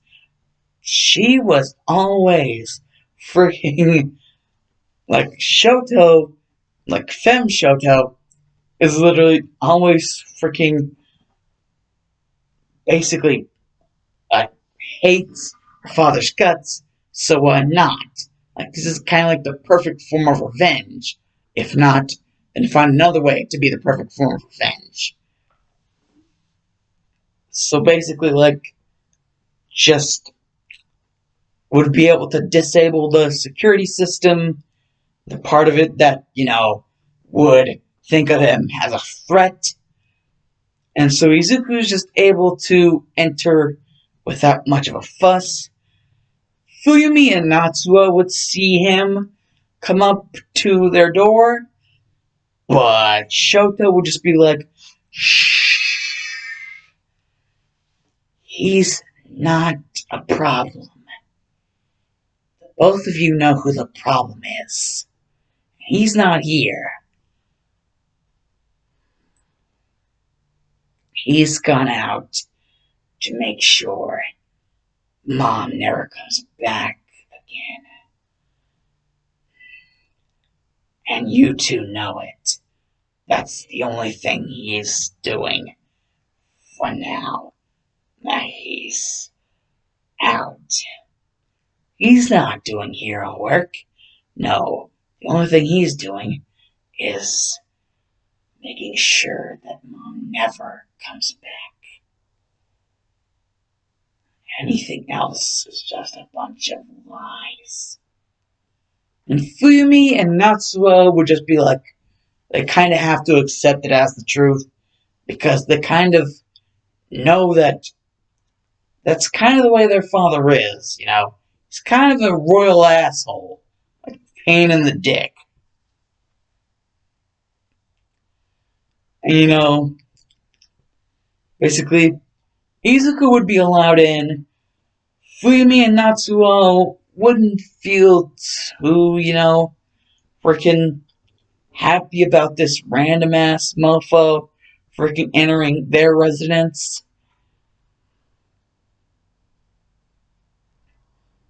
But Fem Shota wouldn't care. That just means all to him, none to them. Like, he's all to herself. Like, legit. By them not caring about Izuku, they just gave Izuku all to her. Like, all to herself. Izuku is going to be all to herself. Oh, that's perfect. And Natsuo and Fumi would be wondering why that's perfect. And they would finally figure out. They would just be like, oh shit. That guy is so totally owned. And basically, finally, whenever the doors were closed and the windows were closed, that's whenever Fem Shota would get the tables turned on her. As Izuku would then begin to reveal a little bit of a malicious side to himself that had been, you know, gone away ever since, you know, we're able to, like, you know, be with his aunt. He never had to regress back into this state. But now, this whole predatory atmosphere gives him a feeling that he might need to go that far. Izuku would feel that he would need to go that far.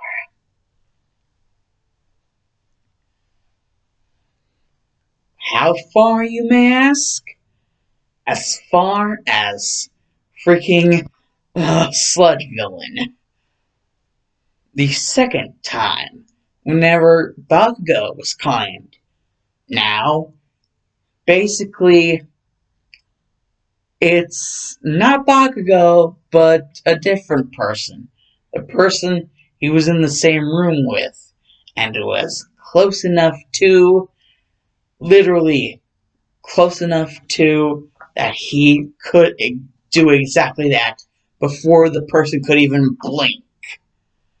And he would do exactly that before Fem Shoto could even, you know, bat an eye.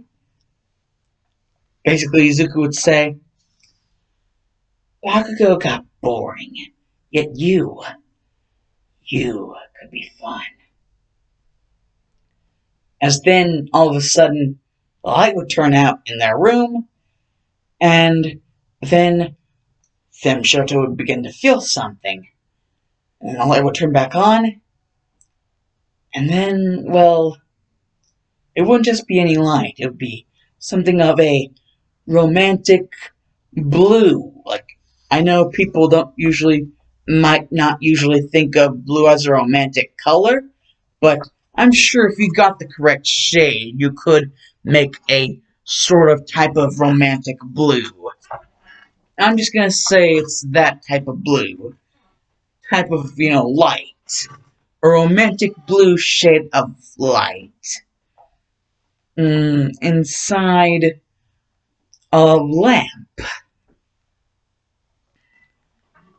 You know, just far enough away from Fem Shoto. Then she would think of herself as crazy for actually thinking about bashing that one person over the head for doing whatever he did. I mean, she knew she was not exactly thrilled to be in this position, but she would never want to kill anyone. And surely that lamp wouldn't exactly be the most comfortable things to be hit with.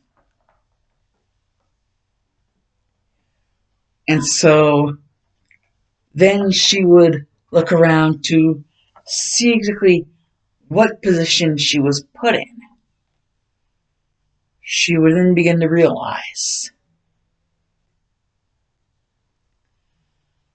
something. Somehow they had managed to dig an icy chain deep into Femshoto's bed and pretty much like attached to that icy chain an icy collar, a collar that Femshoto was wearing around her neck. Tight, but not too tight.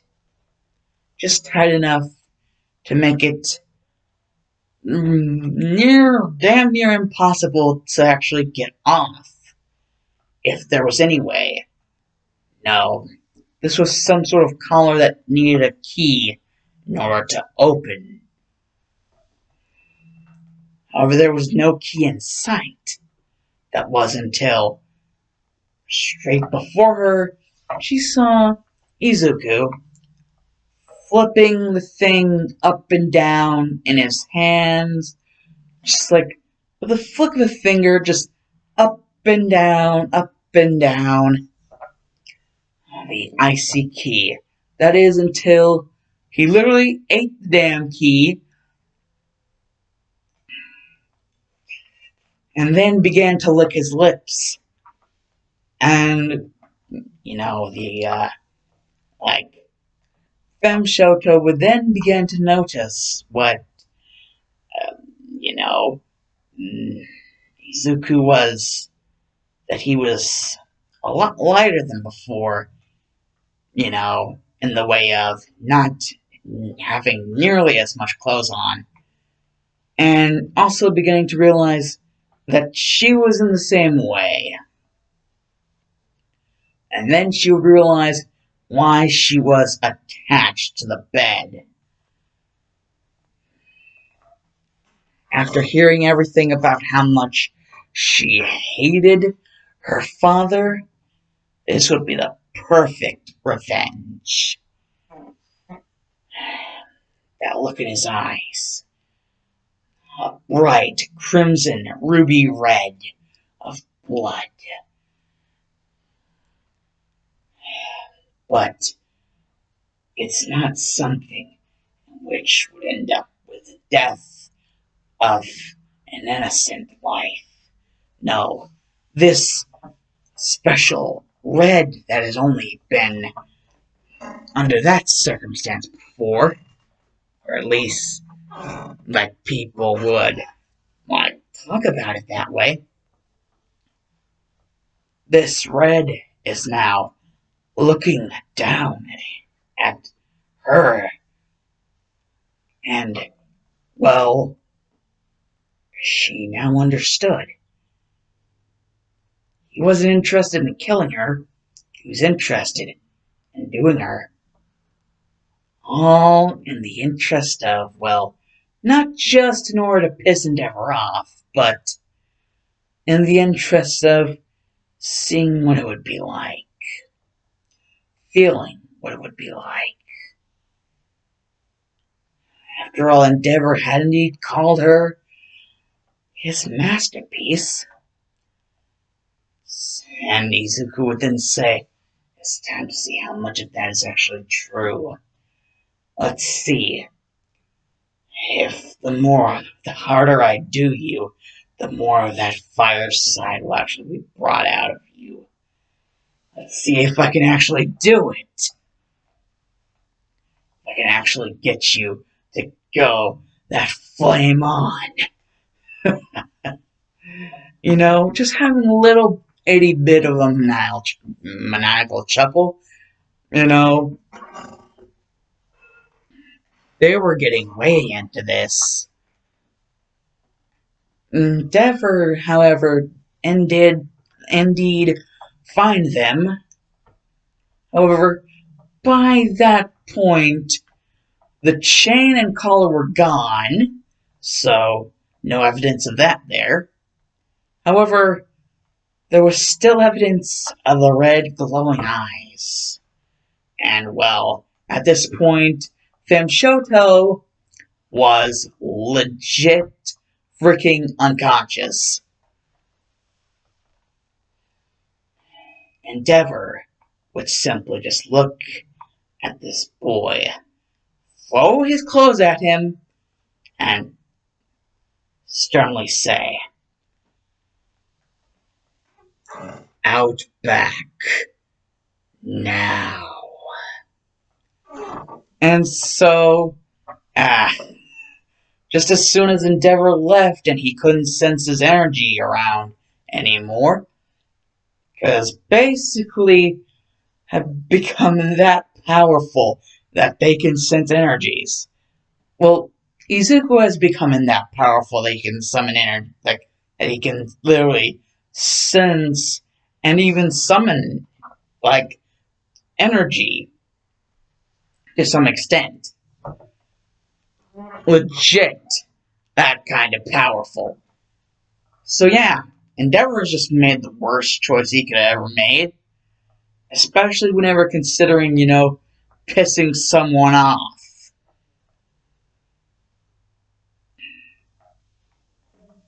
Endeavor would have literally just be yelling about how dare he freaking, like, just do that to his freaking masterpiece.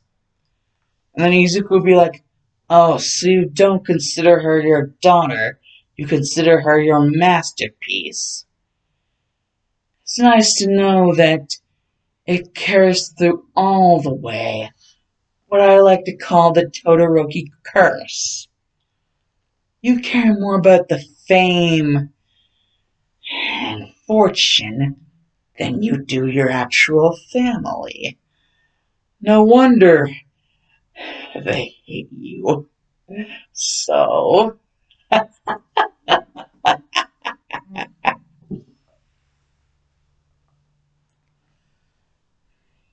now, if you want a beating,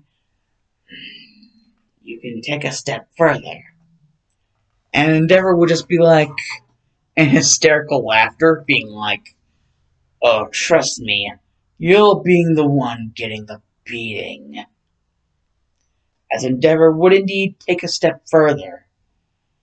And then, Endeavor would immediately regret doing that.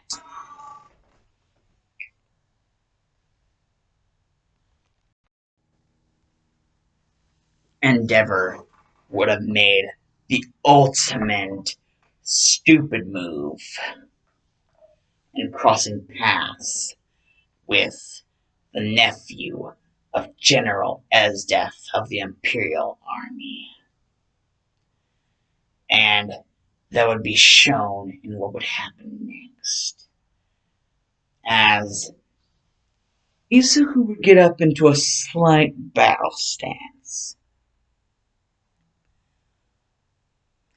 Endeavor really wouldn't think much of it. That is until he began to feel some unorthodox pain. This child didn't even move, and yet he was already feeling pain. What was this? And then Izuku would just simply state it. "You're too slow to actually be able to perceive my movements. That's what's happening here. Oh, I can see your confusion from your eye looks. Your eye looks give off your thoughts whenever someone looks through your eyes. They can see the thoughts. They can see everything. They can see it. They can stare you down until you die. Is that what you want, Endeavor? No, I don't think so.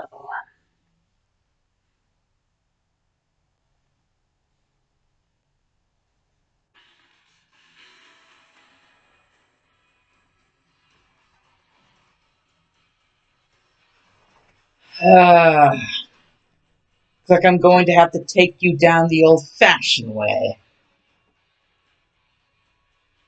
Ha!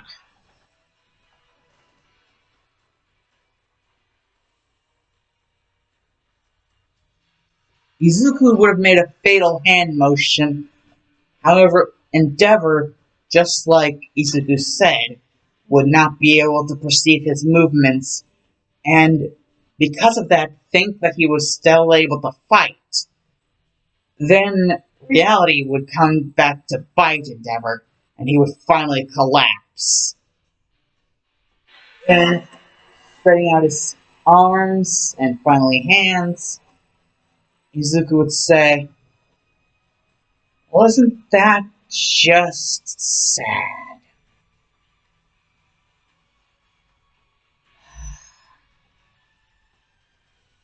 Ah. And then Endeavor would begin to get up, but the expression would be different on his face.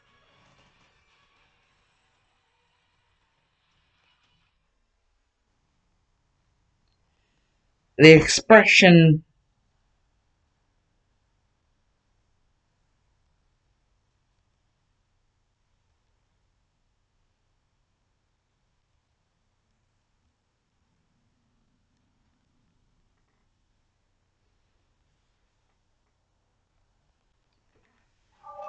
the expression as if you would have put the fear of God into someone. That type of expression. The expression of someone who had fear of God put into them. It's frightening, isn't it? That's what Izuku would say. It's frightening your own mortality.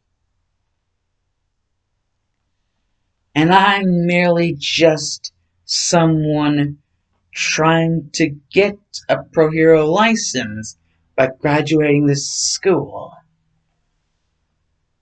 And I was able to take you down just like that, as Endeavor would be trying to increase his strength so that he could get up, finally.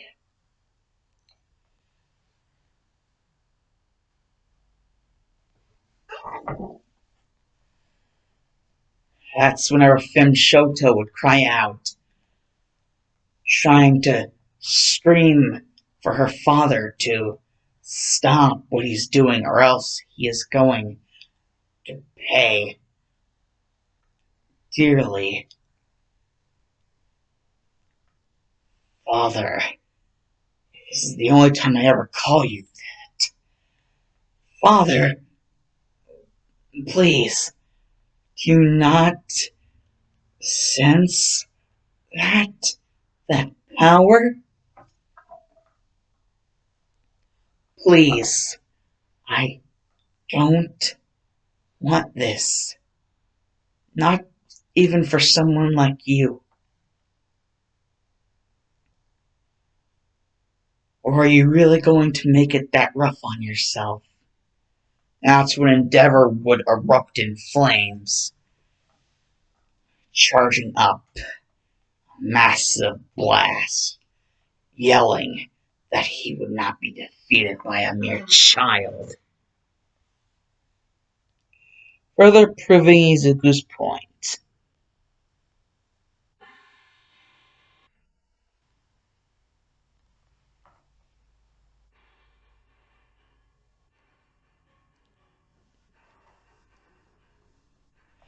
after the blast had happened and everything had settled, Izuku was unfazed, almost as if the attack never existed. Endeavor literally backing away, falling on his own ass, crawling in fear. He could sense it now. It just took a failing blast from his own fire. He could sense this this this freaking, it's beyond skyscrapers the amount of power this kid has. Beyond skyscrapers, beyond the sky itself. Beyond anything. It's huge. What? What are you, child? And that's whenever Izuku would simply state, what am I? Oh, just like I said, Endeavor. Or are you hard of hearing? That's whenever Endeavor would state, so she really had a nephew. And you're exactly that. No wonder you're that strong. I, I, I, I, I never knew. If I knew, I would have never. Fem Shoto is actually being quite freaking, surprised that Endeavor would be freaking begging for his life at the freaking feet of, someone she just met that is also a kid. Endeavor begging for his life at their feet. As Izuku will just simply state, you never thought it was actually true that a nephew of Esdeath, the general of the Imperial Army, actually existed. So, that's your excuse. Well, I would normally say that that's not a good enough one, but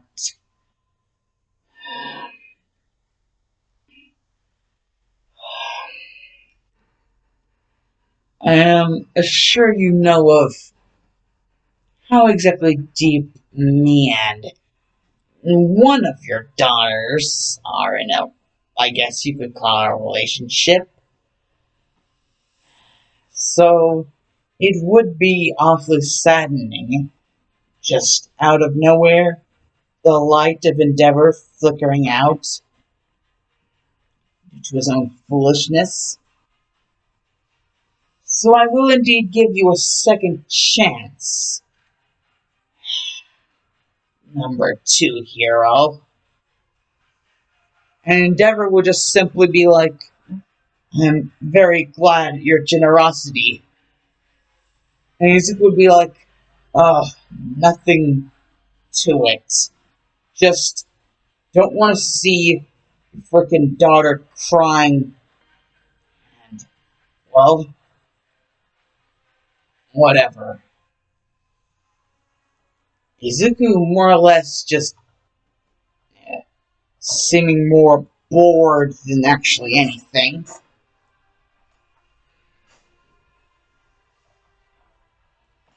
It would seem that Endeavor would never will actually try to willingly antagonize Izuku or anyone related to Izuku ever again. As before he would completely leave, that's what he would state his name to be, Izuku Midoriya. And Endeavor, knowing that that name is officially associated now with the general of the Imperial Army, Esdeath, yeah, Endeavor's tune's gonna be a little bit different, guys. This series, his tune's gonna be a little bit different. Not saying that he isn't going to be an asshole, Just saying that his tune will be a little bit different, especially whenever around Izuku. Now, whenever it comes to everything else, I guess that is a good place to leave everything off.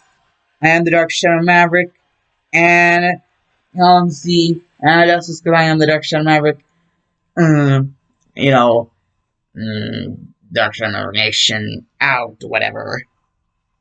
Yeah, boys, bye.